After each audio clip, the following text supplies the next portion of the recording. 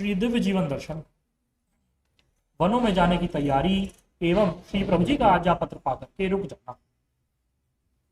ऋषिकेश में रहते हुए भी मेरे मन में तीव्रतम विचारधाराएं इस प्रकार की बनी रहती थी कि मैं कहीं एकांत जंगलों में चलूं और तीव्रतम अनुष्ठान आदि करूं।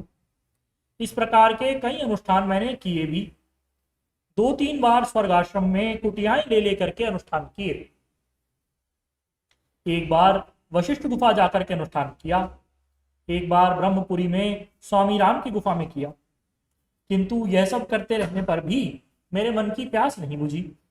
मन में ऐसी धारणा और विचार बनते रहे कि मैं कहीं घनघोर जंगलों में चलूं जहां किसी भी प्रकार से साधारण जन समाज का प्रवेश बिल्कुल न हो। मेरे मन में श्री बद्री नारायण जी के मंदिर के ऊपर शतपथ में जाने की धारणा बहुत अधिक बनी हुई थी। एक बार आश्रम के मेरे एक बड़े गुरु भाई चिरंजी लाल वहां मौजूद थे। उस समय मैंने शतपथ जाने का दृढ़ विचार बना।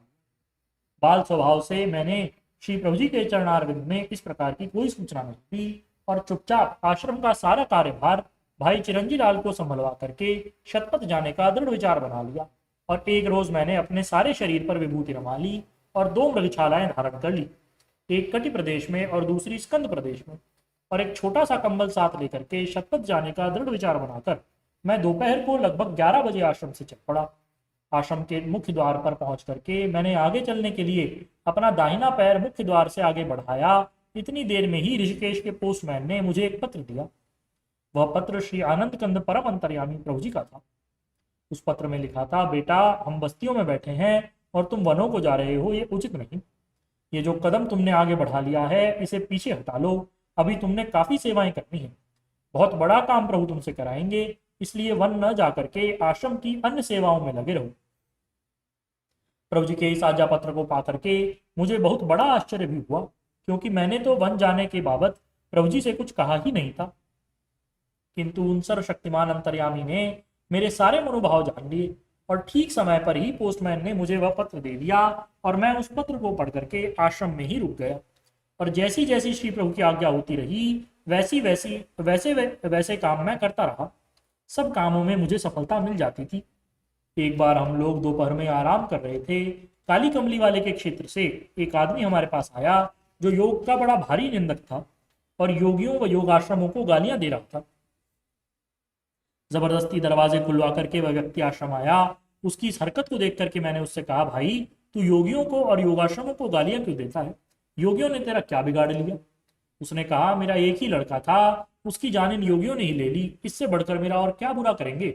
अब तो मैं यही चाहूं कि या तो योग का ढोंग करने वाले इन लोगों को मैं मार दूं या स्वयं मर जाऊं, क्योंकि मेरे लड़के के प्राण तो इन्होंने ले ही लिए। मैंने उससे पूछा, सच बता, क्या तेरा लड़का मर गया?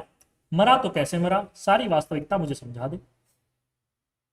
उसने उत्तर दिया कि नहीं, लड़का मरा तो नहीं है, किंतु उसके मरने में कोई देरी भी नहीं है। मैंने उसे सांत्वना दी और कहा, तुम अपना लड़का हमें दिखलाओ। उसने कहा, चलो, काली कमली वाले के क्षेत्र में नीचे जमीन पर पड़ा है, आखिरी श्वास चल रही है, चल कर देख लो। उसकी बात सुन करके उसके साथ बाबा काली कमली वाले के क्षेत्र में गया। उस लड़के को मैंने देखा। शरीर का रंग एकदम पीला पड़ा हुआ था, अस्थि पंजर बना हुआ था, आंखें एकदम सफेद थी। वस्तुतः मरणासन्न स्थिति में ही वह लड़का पड़ा था, किंतु बोलता था, बातचीत भी धीरे धीरे ही कर सकता था। मैंने उससे पूछा कि तुमने क्या क्या साधनाएं की जिससे तुम्हारी यह स्थिति हो गई? उसने कहा, मैंने तीव्रतम योग साधनाएं की, कई कई घंटे शीर्षासन किए, कई घंटे तक नाड़ी शोधन प्राणायाम किए, बंद और मुद्राएं की। इतने पर भी जब मुझे कोई सफलता नहीं मिली, तब मैंने महात्मा गांधी के चरित्र से शिक्षा लेकर के 21-21 दिन के अनशन व्रत भी किए। मैंने उससे पूछा, जिस समय तुम योग साधना करते थे, प्राणायाम करते थे, शीर्षासन करते थे, उस समय तुम क्या खाया करते थे? उसने उत्तर दिया, खाता पीता तो मैं कुछ नहीं था, साधारण भोजन रोटी वगैरह खा लेता था। इसके फलस्वरूप मुझे ये पीलिया रोग हो गया और जब भी मैं लघुशंका जाता उसके साथ मेरा वीर्य पतन अवश्य ही हो जाता था। इसी के फलस्वरूप मेरा एक शरीर क्षीण हो गया है। ना चल सकता हूँ, ना फिर सकता, ना कुछ खा सकता, ना पी सकता, केवल पड़ा ही रहता हूँ। करवटें भी मुझे मेरे पिता अथवा कुटुंबी लोग ही बदलते हैं।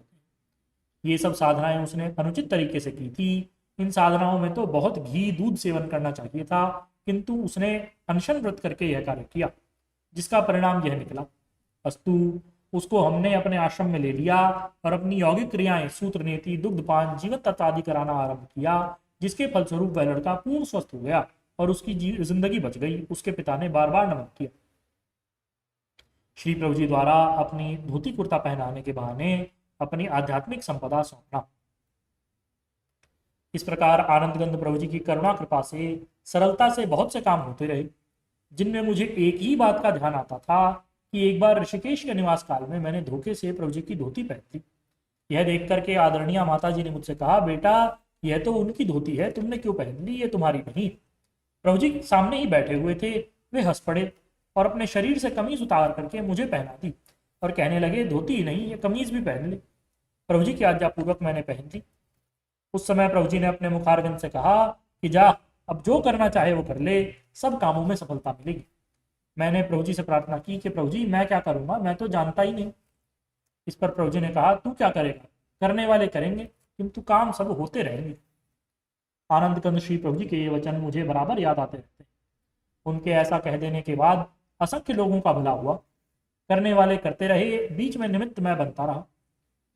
उन्हीं दिनों ऋषिकेश में एक घटना मेरे सामने घटित हुई। अपने ऋषिकेश आश्रम में पंजाब जालंधर के पास गुरु का बटाला के रहने वाले सरदार टहल सिंह रहते थे, जिन्होंने आनंद कंद श्री प्रभु जी के चरणारविंद में योग दीक्षा प्राप्त की थी। उनकी ध्यान स्थिति बड़ी ऊंची थी। उन दिनों स्वर्गाश्रम में कोई महामंडलेश्वर उदराधमान रोग से भयंकर पीड़ित थे और उन्होंने बड़े बड़े ऊंचे डॉक्टरों से इलाज करवाया। देहरादून, दिल्ली आदि से डॉक्टर आए, किंतु रोग की शांति नहीं हुई। उन्हीं दिनों हमारे गुरु भाई लाला चंडी प्रसाद कलकत्ते वाले वहां रहते थे। उनकी स्त्री अर्धांग रोग से पीड़ित थी, जिसका इलाज कराने के लिए वे कलकत्ता से ऋषिकेश श्री प्रभु जी के चरणारविंद में आए थे। रहते स्वर्गाश्रम में थे। प्रभु जी के चरणारविंद में साधन कराने से उनकी स्त्री बिल्कुल ठीक हो गई। उन्होंने उन महामंडलेश्वर जी से श्री प्रभु जी के चरणारविंद में जाने की प्रार्थना की। वह खुद तो नहीं आए, किंतु अपने 2 नवयुवक शिष्यों को श्री प्रभु जी को बुलाने के लिए ऋषिकेश आश्रम भेज दिया। उन नौजवान सन्यासियों को श्री प्रभु जी का स्वरूप देख करके बिल्कुल विश्वास नहीं हुआ कि इनके वहां जाने से श्री महामंडलेश्वर जी को कोई लाभ ही हो पाएगा, क्योंकि वहां उनके इलाज के लिए बड़े बड़े सर्जन आ चुके थे, पर किसी से कोई लाभ नहीं। किंतु फिर भी लाला चंडी प्रसाद के कथनानुसार वह श्री प्रभु जी से बार बार स्वर्गाश्रम चलने का आग्रह करते रहे। उनके बार बार आग्रह करने पर भी प्रभु जी नहीं गए और यही कहते रहे, भाई ऐसे हमारा कहीं जाना नियम नहीं है, किंतु तुम नहीं मानते हो तो इस सरदार टहल सिंह को ले जाओ, ये उनको ठीक करके आ जाएगा। ये वचन दोनों नौजवान सन्यासी लड़के सुन करके जोरों से हंस पड़े। प्रभु जी से कहा, महाराज हमारे गुरु जी तो रोग से भयंकर पीड़ित हैं, आप वहां चल नहीं सकते तो कम से कम उपहास तो न करें।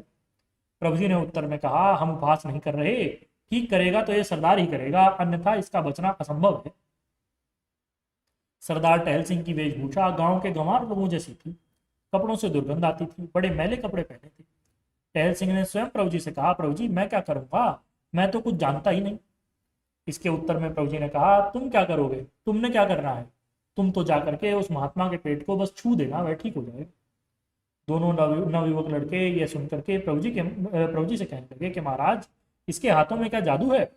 प्रभु जी ने उत्तर दिया, हाँ इसके हाथ में जादू है, ये छुएगा तो अवश्य ही ठीक हो जाएंगे। ये सब बात हो जाने के बाद वह दोनों सन्यासी लड़के कलकत्ता वाले लाला चंडी प्रसाद एवं टहल सिंह को वहां महामंडलेश्वर जी के पास ले गए। टहल सिंह के वहां पहुंचने पर उनकी वेशभूषा को देख करके महामंडलेश्वर जी ने भी मन में घृणा ही मानी और अपने मन ही मन में कहने लगे कि कैसे गंवार को ले आए, ये हमारा क्या करेगा। किंतु फिर भी सब लोगों ने आग्रह करके श्री महामंडलेश्वर जी के पेट को दिखलाया। भाई टहल सिंह ने उनके पेट को स्पर्श किया और कहा, ओहो स्वामी जी का पेट तो बड़ा फूला हुआ है। किंतु टहल सिंह के स्पर्श करने के 2 या 4 मिनट बाद ही बड़े जोर का दस्त हुआ। दस्त की दुर्गंध सारे कमरे में फैल गई। उस दस्त के हो जाने के बाद श्री महामंडलेश्वर जी बिल्कुल ठीक हो गए। उन्होंने स्वयं श्री प्रभु जी के चरणारविंद में पहुंच करके दंडवत प्रणाम किया और अपने आप को कृतार्थ माना। उस दिन के बाद श्री महामंडलेश्वर जी पूर्ण स्वस्थ हो गए और उत्साह के साथ अपने सारे काम करने लगे। इस प्रकार की अनेक अनेक घटनाएं श्री प्रभु जी के चरणारविंदों में घटित होती रही। बोलिए श्री सद्गुरुदेव भगवान की जय। परम प्रभु श्री रामलाल जी महाराज की जय। योगीराज अनंत स्वामी श्री चंद्रमोहन जी महाराज की जय। सदाशिव भगवान की जय। श्री वृंदावन बिहारी लाल की जय।